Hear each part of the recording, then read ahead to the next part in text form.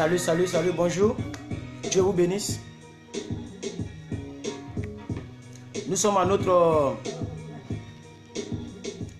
moment de la lecture. On ne va pas trop tarder. Que Dieu vous bénisse à ceux qui seront connectés. Aujourd'hui est le 10 mai.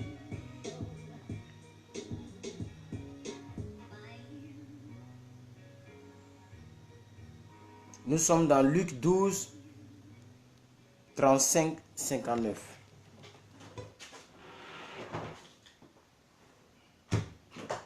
Voilà. Luc chapitre 12, 35. Nous sommes à notre 131e jour de la lecture de la Bible en un an. Voilà, je suis très content. Je suis l'évangéliste Dadje Herman et nous sommes à notre programme de la lecture. Comme le YouTube déconne, le YouTube me refuse l'accès pour l'instant. Alors je viens ici pour lire et pour télécharger sur YouTube.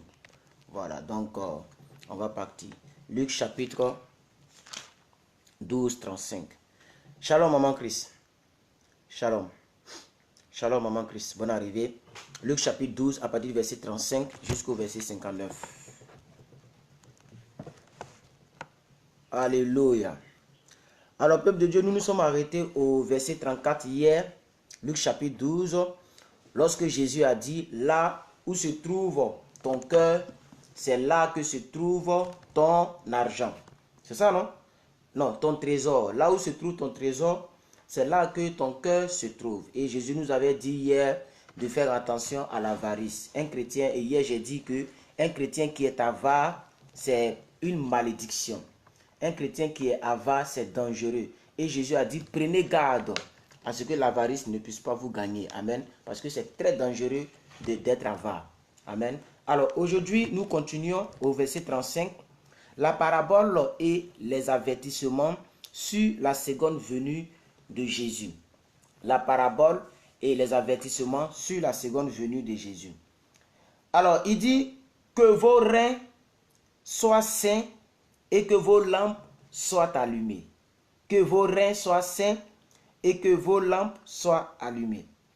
Et vous, soyez semblables à des hommes qui entendent que leur maître revienne des noces, afin de lui ouvrir dès qu'il arrive et qu'il frappera. Verset 37. Jésus dit, heureux ces serviteurs-là que le maître à son arrivée trouvera vaillants. Je vous le dis en vérité, il se scindra et les fera mettre à table et s'approchera pour les servir. Qu'il arrive à la deuxième ou à la troisième veille, heureux ces serviteurs-là s'ils les trouvent vaillants.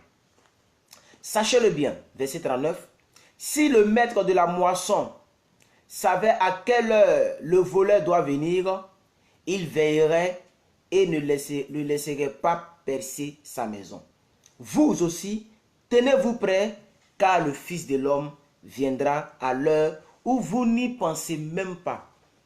Alléluia, c'est la parole de Dieu. Le Fils de l'homme viendra à l'heure où vous n'y pensez même pas. C'est là qu'il va surprendre. Alléluia. Alors, après avoir fini l'avertissement sur la seconde venue de Jésus, oui, c'est ça la seconde venue de Jésus. Oh, mais la lumière me fatigue. C'est ça la seconde venue de Jésus. La première venue de Jésus, il est venu, il est mort, il est parti. Mais la seconde venue, on ne sait quand il va venir. Amen. Donc, à nous de veiller. Après cette parabole-là, nous voyons la parabole de deux types de serviteurs. Luc chapitre 12, du verset 41 au verset 48. Deux types de serviteurs. Alors Pierre dit à Jésus, Seigneur, est-ce à nous ou à tous que tu t'adresses dans cette parabole? Parce que Pierre commence à comprendre que c'est une parabole qui n'est pas pour les enfants. Alors Pierre demande à Jésus, mais c'est à qui tu t'adresses? C'est à nous ou bien c'est à tout le monde? Parce que Pierre savait que Jésus s'adressait tantôt à eux les disciples, tantôt à la foule. Amen. Alors le Seigneur va répondre au verset 42 pour dire, quel est donc l'économe fidèle et prudent que le maître établit sur ces gens pour leur donner la nourriture au temps convenable. Donc il est important de prendre vos Bibles et de suivre avec moi. Amen. Très important. Heureux ce serviteur que son maître à son arrivée trouvera vaillant ainsi. Je vous le dis en vérité, il l'établira sur tous ses biens. Mais si ce serviteur dit lui-même, mon maître tarde à venir, comme de nos jours, hier je l'ai prêché, hein? Oui, je l'ai prêché. Maintenant, dire à quelqu'un que Jésus revient bientôt, ce n'est plus une prédication, ce n'est plus un message. C'est devenu un slogan. Même les païens même se moquent des chrétiens comme ça. Hein. Il y a certains païens qui disent, lorsque tu leur dis je reviens, on dit pardon, il ne faut pas faire comme Jésus. Hein. Faut pas faire comme Jésus. Hein. Et les gens se moquent. Parce que Jésus, depuis, ne vient pas. C'est démodé au fait. Pour certaines personnes, c'est démodé, c'est dépassé. Vous voyez, c'est dangereux. Alors Jésus dit ici, donc le serviteur qui dira que mon maître tarde à venir, s'il se met à battre les serviteurs et les servantes à manger et à boire, le maître de ce serviteur viendra le jour où il ne s'y attend pas et à l'heure qu'il ne connaît pas, et le mettra en pièces et lui demandera sa part avec les infidèles. Et lui donnera sa part avec les infidèles. Le serviteur qui, ayant connu la volonté de son maître, n'a rien préparé et n'a pas agi selon sa volonté, sera battu d'un grand nombre de coups. On parle de 2 hommes ici. Mais celui qui, ne l'ayant pas connu, a fait des choses dignes de châtiment, sera battu de peu de coups. On donnera beaucoup à qui l'on a beaucoup donné, et on exigera davantage de celui à qui l'on a beaucoup confié. Très important. Alors, du verset 49 au verset 59, nous voyons Christ, objet de division entre les hommes et sur les questions de spiritualité. Alors, il y a une division entre Jésus et les questions de spiritualité. Amen. Oui, il y a une division là, à ce niveau-là. Alors, nous lisons. J'ai dit verset combien là?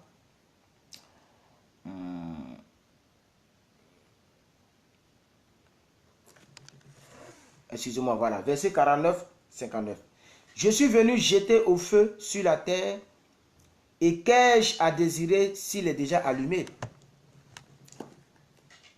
Lorsque les gens voient que je tiens la Bible, ça zappe. Oh, je vois les gens qui se connaissent, mais après ils s'en vont. C'est vraiment dommage. Il est un baptême.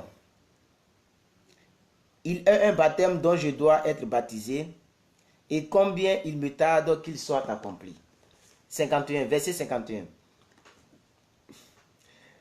Pensez-vous que je sois venu apporter la paix sur la terre? Non, vous dis-je, mais la division. Car désormais, 5 dans une maison seront divisés, 3 contre 2 et 2 contre 3. Le père contre le fils et le fils contre le père. La mère contre la fille et la fille contre la mère. La belle-mère contre la belle-fille et la belle-fille contre la belle-mère. Et il dit encore aux foules, quand vous voyez un nuage se lever à l'Occident, vous dites aussitôt, la pluie vient. Et cela arrive. Et quand vous voyez souffler le vent du midi, vous dites, il fera chaud. Et cela arrive. Alors, hypocrite comme vous êtes, vous savez discerner l'aspect de la terre et du ciel. Comment ne discernez-vous pas ce temps-ci? Et pourquoi ne discernez-vous pas de vous-même ce qui est juste? Lorsque tu vas avec ton adversaire devant le magistrat, tâche en chemin de te dégager de lui, de peur qu'il ne te traîne devant le juge. Que le juge ne te livre à l'officier de justice et que celui-ci ne te mette en prison. Je te le dis, tu ne sortiras pas de là que tu n'aies payé jusqu'au dernier centime. Alléluia. Alors, Psaume 107, peuple de Dieu. Nous allons dans Psaume 107. J'espère que vous avez compris cette lecture dans le livre de Luc. Je l'espère bien. Amen. Voilà. C'est une histoire qui est déjà trop connue, donc on ne va pas trop... Psaume 107. Alors ici, il s'agit de la grâce divine. La grâce divine en faveur des personnes rachetées comme vous et moi. Alléluia. La grâce divine en faveur des personnes rachetées. Alors, David continue toujours de louer le Seigneur. Hein. Voilà. Il dit, louez le Seigneur, louez l'Éternel car il est bon, car sa miséricorde dure à toujours. Qu'ainsi disent les rachetés de l'Éternel. ce qu'il a délivré de la main de l'ennemi et qu'il a rassemblé de tous les pays, de l'Occident, de l'Orient et de l'Occident, du Nord et de la mer. Ils erraient dans le désert, ils marchaient dans la solitude, sans trouver une ville où ils puissent habiter. Ils souffraient de la faim et de la soif. Leur âme était languissante. Verset 6, Psaume 107, verset 6. Dans leur détresse, ils criaient à l'Éternel, et il les délivra de leurs angoisses. Il les conduisit par le droit chemin pour qu'ils arrivent dans une ville habitable. Qu'ils louent l'Éternel pour sa bonté et pour ses merveilles en faveur des fils de l'homme. Car il a satisfait l'âme altérée, il a comblé de bien l'âme affamée. Ceux qui avaient pour demeure les ténèbres et l'ombre de la mort vivaient captifs dans la misère et dans les chaînes. Parce qu'ils s'étaient révoltés contre les paroles de Dieu, parce qu'ils avaient méprisé le conseil du Très-Haut, il humilia leur cœur par la souffrance, ils succombèrent et personne ne les secourut. Dans leur détresse, ils criaient à l'Éternel et il les délivra de leurs angoisses. Il les fit sortir des ténèbres et de l'ombre de la mort, et il rompit leurs liens. Qu'ils louent l'Éternel pour sa bonté et pour ses merveilles en faveur des fils de l'homme. Car il a brisé les portes des reins, il a rompu les verrous de fer. Verset 17, Psaume 107, verset 17, on continue. Les insensés par leur conduite coupable et par leurs iniquités s'étant rendus malheureux. Et ça, c'est très important. Alléluia. Souvent, ce n'est pas Dieu qui est à la base de nos malheurs. Et ce n'est pas Satan qui est à la base de nos malheurs, c'est nous-mêmes. Donc ici, on dit les insensés par leur conduite coupable. Par leur conduite coupable. Les insensés, par leur conduite coupable, se sont rendus malheureux. Verset 18. Leur âme avait en horreur toute nourriture et ils touchaient aux portes de la mort. Dans leur détresse, ils criaient à l'Éternel et il les délivra de leurs angoisses. Il envoya sa parole et les guérit. Il envoya sa parole et les guérit et les fit échapper de la fosse. Qu'ils louent l'Éternel pour sa bonté et pour ses merveilles en faveur des fils de l'homme. Qu'ils offrent des sacrifices d'action de grâce. Il y a des gens qui sont très méchants, très avares et qui n'ont jamais s'aimé pour Dieu quelque part. Alléluia. Et tu vas voir que la grâce ne te localise pas. Tu es toujours la même personne. Tu es toujours la même personne. Tu ne vas jamais évoluer dans la vie si tu as une telle attitude. Alléluia. Tu ne peux jamais sacrifier quelque chose pour Dieu. Tu ne peux jamais donner des actions de grâce. Même dans l'église où tu vas, les gens sont forcément méchants. Ils ne sont pas prêts même pour faire offrande. Ils vont calculer. Ils connaissent même les pièces sans les voir. Ici, David dit, il louait l'Éternel pour sa bonté et pour ses merveilles en faveur des fils de l'homme. Qu'il offre des sacrifices d'action de grâce et qu'il publie ses œuvres avec des cris de joie. Ceux qui étaient descendus sur la mer dans les navires et qui travaillaient sur les grandes eaux. Ceux-là virent les œuvres de l'Éternel et ses merveilles au milieu de l'abîme. Et il dit, et il fit souffler la tempête qui soulève les flots de la mer. Il montait vers les cieux et il descendait dans l'abîme. Leur âme était éperdue en face du danger.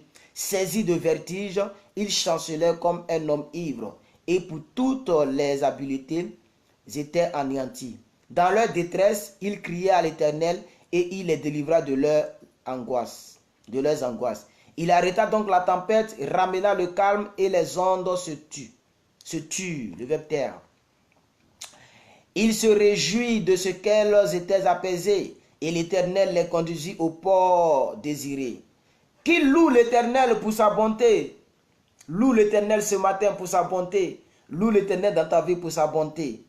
Et pour ses merveilles en faveur des fils de l'homme. Qu'il l'exalte dans l'assemblée du peuple et qu'il le célèbre dans la réunion des anciens. Il charge les fleurs au désert et les sources d'eau en terre desséchée. C'est ce que Dieu fait. Il peut faire pousser les fleurs dans un désert. Et il peut faire venir les sources d'eau dans une terre desséchée. Oh, alléluia, c'est mon partage. Alléluia, alléluia. Le pays fertile en pays salé à cause de la méchanceté de ses habitants. Il peut aussi transformer un pays fertile en pays salé à cause de la méchanceté des habitants de ce pays-là. Alléluia. Il change le désert en étang et la terre aride en secours d'eau. Il y établit ceux qui sont affamés. Il fonde une ville pour l'habiter. Alléluia. C'est très important. Ils ensemencent des champs, plantent des vignes et ils en recueillent les produits. Il les bénit et ils doivent être très nombreux. Verset 38. Et ils ne diminuent point leur bétail. Ils sont amoindris et humiliés par l'oppression, le malheur et la souffrance. Il verse le mépris sur les grands et il fait errer dans des déserts sans chemin. Mais il relève l'indigent et le délivre de la misère. Il relève l'indigent et le délivre de la misère. Il multiplie les familles comme des troupeaux. Les hommes droits le voient et se réjouissent, mais toute iniquité ferme la bouche. Que celui qui est sage prenne garde à ces choses et qu'il soit attentif aux bontés de l'Éternel. Parole du Seigneur. Alors après ça, nous lisons Proverbes.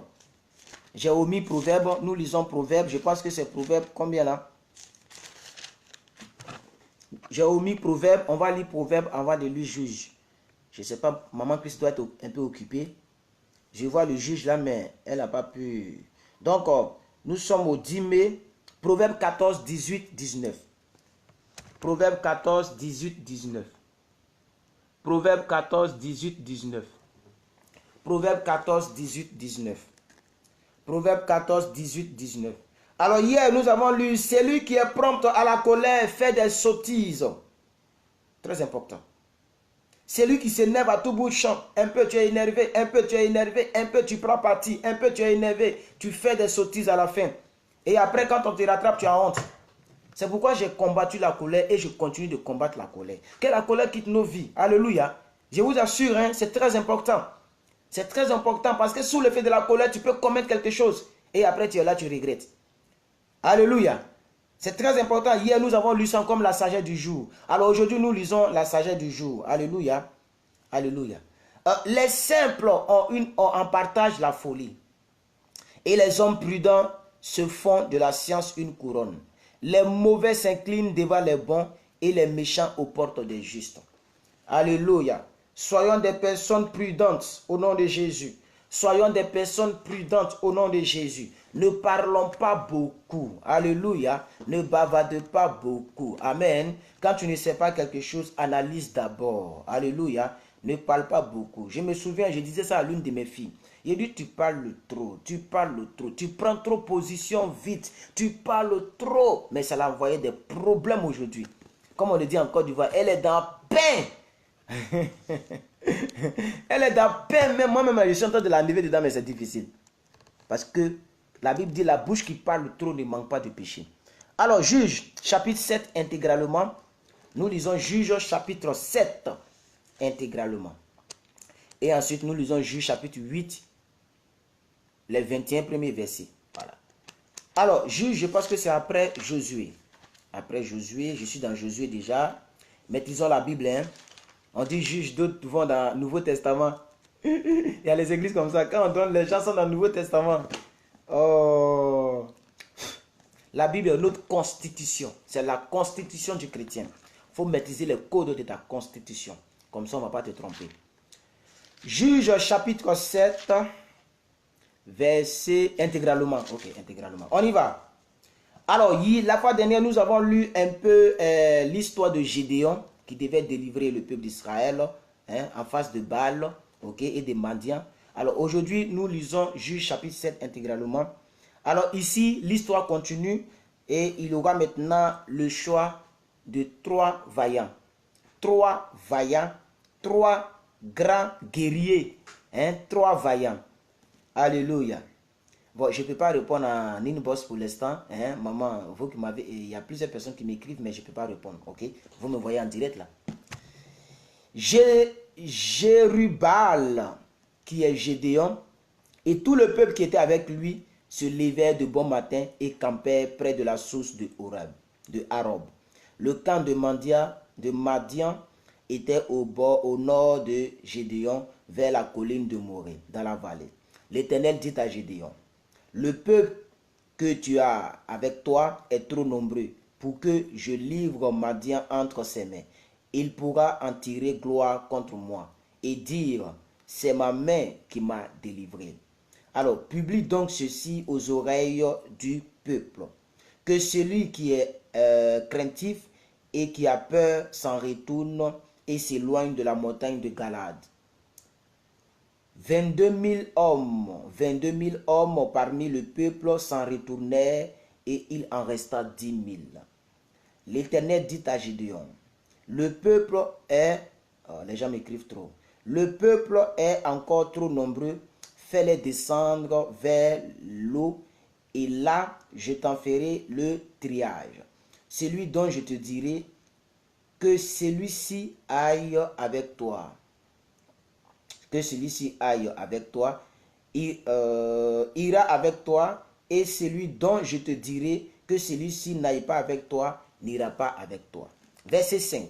Gédéon fit descendre le peuple vers l'eau, et l'Éternel dit à Gédéon, tous ceux qui lapideront l'eau avec la langue, qui lapieront. Au fait, c'est une sélection pour que le nombre diminue, parce qu'ils étaient très nombreux. Alléluia. Donc, il faut que les gens diminuent. Amen. Donc, il dit, si toutes les personnes qui lapieront l'eau avec la langue comme lappe le chien, tous ceux qui se mettront à genoux pour boire. Ceux qui lapieront l'eau en l'apportant à la bouche avec leurs mains furent au nombre de 300 hommes, et pour le reste du peuple se mit à genoux pour boire. Et l'Éternel dit à Gédéon, c'est par les 300 hommes qui ont lapé que je vous sauverai et que je livrerai mendiant entre tes mains. Que tout le reste du peuple s'en aille chez soi. On prit les vivres du peuple et ses trompettes, puis Gédéon renvoya tous les hommes d'Israël, chacun dans sa tente, et il retint les 300 hommes. Les 300 hommes, le camp de Madian était au-dessus de lui dans la vallée. Alors, voilà comment est-ce que de 2000, c'est ça non, 2000 hommes, 300 hommes sont restés. Alors, victoire décisive sur Madian. Nous allons lire cela à partir du verset 9. Du verset 9 jusqu'au verset 22, nous allons lire cette victoire-là. Ça fait combien de minutes? 24 minutes. Ça commence à être un peu beaucoup. Je dois télécharger la vidéo pour mes abonnés YouTube. L'Éternel dit à Gédéon, pendant la nuit, lève-toi, descends au camp, car je l'ai livré en tes mains. Si tu crains de descendre, descendis avec Pura, ton serviteur. Tu écouteras ce qu'ils diront, et après cela, tes mains seront fortifiées. Descends donc au camp. Il descendit avec Pura, son serviteur, jusqu'aux avant-postes du camp. Madian, Amalek et tous les fils de l'Orient étaient répandus dans la vallée comme une multitude de sauterelles, et leurs chameaux étaient innombrables avec comme le sable qui est au bord de la mer. Ah, ils étaient beaucoup, hein? Verset 13, hein? Juge 7, verset 13. Gédéon arriva et voici un homme racontait à son camarade un songe. Il disait, j'ai fait un songe et voici un gâteau de pain d'orge roulait dans le camp de Madian. Il est venu heurter jusqu'à la tente et elle est tombée. Il l'a retourné sans. Bon, il a retourné sens dessous. C'est un français, hein? Sens dessous. D'accord, lisons. Il a retourné sans son dessous et elle a été renversée. Son camarade répondit et dit, ce n'est pas autre chose que l'épée de Gédéon, fils de Joas, homme d'Israël. Dieu a livré entre ses mains Madian et tout le camp. Lorsque Gédéon eut entendu le récit du songe et son explication, il se prosterna, revint au camp d'Israël et dit, levez-vous, car l'Éternel a livré entre vos mains le camp de Madian. Et divisa en 3 corps les 300 hommes, et il leur remit à tous des trompettes et des cruches vides avec des flambeaux dans les cruches. Il leur dit, vous me regarderez et vous ferez comme moi. Dès que j'aborderai le camp, vous ferez ce que je ferai. Et quand je sonnerai de la trompette, moi et tous ceux qui seront avec moi, vous sonnerez aussi de la trompette tout autour du camp. Et vous direz, pour l'Éternel, pour Gédéon. Pour l'Éternel, pour Gédéon. Pour l'Éternel, pour Gédéon. Pour l'Éternel, pour Gédéon. Verset 19. Gédéon et les 100 hommes qui étaient avec lui arrivèrent aux abords du camp au commencement de la veille du milieu, excusez-moi. Comme on venait de placer les gardes, ils sonnaient donc de la trompette et brisaient les cruches qu'ils avaient à la main. Verset 20. Les 3 corps sonnaient de la trompette. Dans les 3 corps, les 300 hommes ont été divisés en 3 corps, en 3 parties. Gédéon à 100, l'autre à 100, l'autre à 100. Ok? C'est ça on dit les 3 corps. Ok? Les 3 corps sonnaient de la trompette, brisaient leurs cruches et saisirent de la main gauche les flambeaux et de la main droite les trompettes pour sonner. Et ils s'y criaient, épée pour l'Éternel, épée pour Gédéon, épée pour l'Éternel et pour Gédéon. Ils restaient chacun à sa place autour du camp, et tout le camp se mit à courir, à pousser des cris et à prendre la fuite. C'est comme ça qu'ils ont vaincu Madian. Les 300 hommes sonnaient encore de la trompette, et dans tout le camp, l'Éternel leur fit tourner l'épée les uns contre les autres. Le camp s'enfuit jusqu'à Beth-Shitta, vers Téréra, jusqu'au bord d'Abel Méola, près de Tabat. Voici comment le camp de Madian ont fui. Voici ce qui s'est passé. Amen. Dieu a secouru Israël avec Gédéon. Alors, d'autres Israélites se joignent aux poursuivants. Lisons du verset 23 jusqu'à la fin pour aujourd'hui, c'est-à-dire le verset 25. Verset 23, verset 25 et... nous avons 21 versets à lire, excusez-moi. Alors, les hommes d'Israël se rassemblèrent, ceux de Nephtali, d'Azer et de tout Manassé, et ils poursuivirent Madian. Alors Gédéon envoya des messagers dans la montagne d'Éphraïm pour dire, alors descendez à la rencontre de Madian et coupez-leur le passage des eaux jusqu'à Beth-Bara et cela du Jourdain. Tous les hommes d'Éphraïm se rassemblèrent et ils s'emparèrent du passage des eaux jusqu'à Beth-Bara et celui du Jourdain. Il saisit 2 chefs de Madian, c'est-à-dire Oreb et Zéheb. Il tuait Oreb au rocher d'Oreb et il tuait Zéheb au pressoir de Zéheb. Il poursuivit Madian et ils apportèrent les têtes d'Oreb, de Zéheb à Gédéon du côté du Jourdain. Alors, la bataille avec Gédéon continue. Cette fois-ci, nous sommes au chapitre 8. Nous lisons les 21 premiers versets. Je crois que c'est ça le programme. Attendez, je vais descendre. Chapitre 8 du premier verset 1 au verset 21. Donc, les 21 premiers versets du chapitre 8 et on aura terminé. Amen. 30 minutes, d'accord, ça peut aller. Les hommes d'Éphraïm dirent à Gédéon, que signifie cette manière d'agir avec nous? Pourquoi ne pas nous avoir appelés quand tu es allé combattre Madian? Et il eut avec lui une violence querelle. Alors Gédéon leur répondit, qu'ai-je fait en comparaison de vous? Le grappillage d'Éphraïm ne vaut-il pas mieux que la vendage d'Abiézer? C'est entre vos mains que l'Éternel a livré les chefs de mendiants, Oreb et Zéheb. Qu'ai-je donc pu faire en comparaison de vous? Lorsqu'il eut ainsi parlé, leur colère contre lui s'apaisa. Verset 4. Gédéon arriva au Jourdain et il le passa, lui et les 300 hommes qui étaient avec lui, fatigués, mais poursuivant toujours. Donc aucun des hommes de Gédéon n'est mort dans cette bataille. Les 300 étaient intacts. Ils étaient fatigués, mais ils continuaient de poursuivre Madian. Hein, on a tué les deux chefs, mais on n'a pas encore tué le vrai. Alors il dit aux gens de Sukkot, donnez, je vous en prie, quelques pains aux hommes qui m'accompagnent, car ils sont fatigués. Et je suis à la poursuite de Jébesh et de Talmouna, roi de Mandia. Les chefs de Sukkot répondirent, la main de Zébash et de Talmouna est-elle déjà à ton pouvoir pour que nous donnions du pain à ton armée?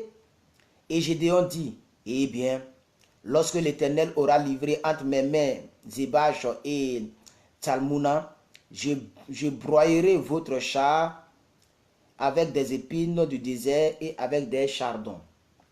De là, il monta à Pénuel et il fit aux gens de Pénuel la même demande. Il lui répondit comme avaient répondu ceux de Sukkot. C'est-à-dire, est-ce que vous avez déjà tué ces gens-là pour qu'on vous donne à manger? Ok. Verset 9, et il dit aussi aux gens de Pénuel, quand je reviendrai en paix, je renverserai cette tour.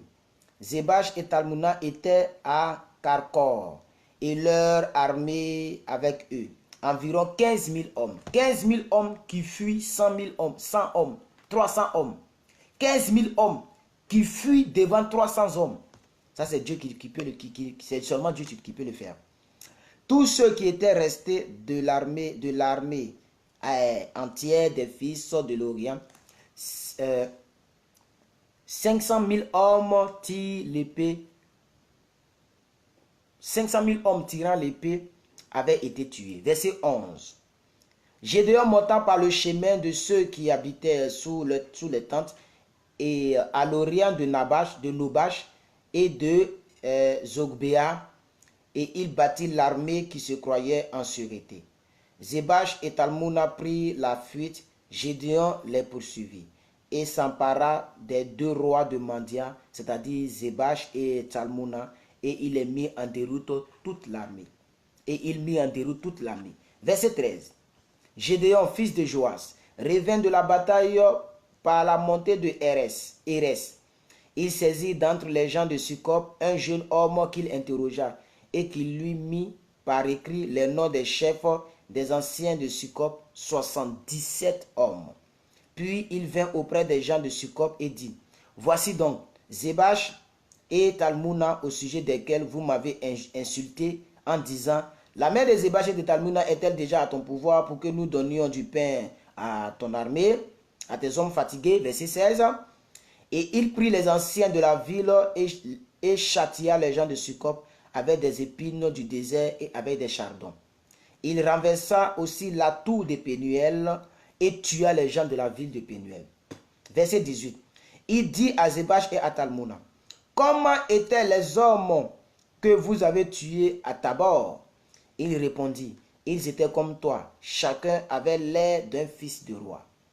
Et il dit, c'étaient mes frères, fils de ma mère, l'Éternel est vivant, si vous les aviez laissés vivre, je ne vous tuerai pas. Et il dit à Jéter, son premier-né, lève-toi, tue-les. Mais le jeune homme ne tira point son épée parce qu'il avait peur, car il était encore un enfant. Alors Zébash et Talmouna dirent, lève-toi toi-même et tue-nous, car tel est l'homme, telle est sa force. Et Gédéon se leva et tua Zébash et Talmouna. Il prit ensuite les croissants qui étaient au cou de leurs chameaux. Il prit les croissants, c'est-à-dire les pains qui étaient au cou de leurs chameaux pour donner à ses hommes pour manger. Voici un peu la lecture de ce 131 jours de lecture de la Bible en un an, c'est-à-dire jeudi 10 mai 2018. Que Dieu vous bénisse et que sa grâce soit avec chacun et chacune d'entre vous. Alors, dans ce direct, nous étions avec Sylvie Mbangas, Gaël Jean-Luc Chapeau, Awa Hassan Otas Kwame, Sidonie Kwaku, Kevin Ngueran, Denise Lat, Maman Chris Manim, Basie et Naomi, Maman Prunelle de Dieu, qui encore? Sarah Chrétien, Claire Françoise, Catherine Françoise, Barkaman Mungombingi. Nous étions aussi avec Gemma Mireille et Miracle Lumière, Marie Magdala, bon, il y a des noms, hein. Mel Lois, lui j'ai fait terminal avec lui, mais premier, je ne sais plus trop. Eliana Geneviève Kwaku, Gilbert Croix, Félicité Lebaramo, Jules Maurice, bon, je ne peux pas citer tout le monde, hein. Rode la différence, Néhémie Mbongi. Bon, alors Dieu vous bénisse et merci, bonne journée à vous. On a ce soir pour un autre message par la grâce de Dieu. Portez-vous bien et je vous dis ciao, à la prochaine. À demain pour la suite de nos programmes. Merci beaucoup.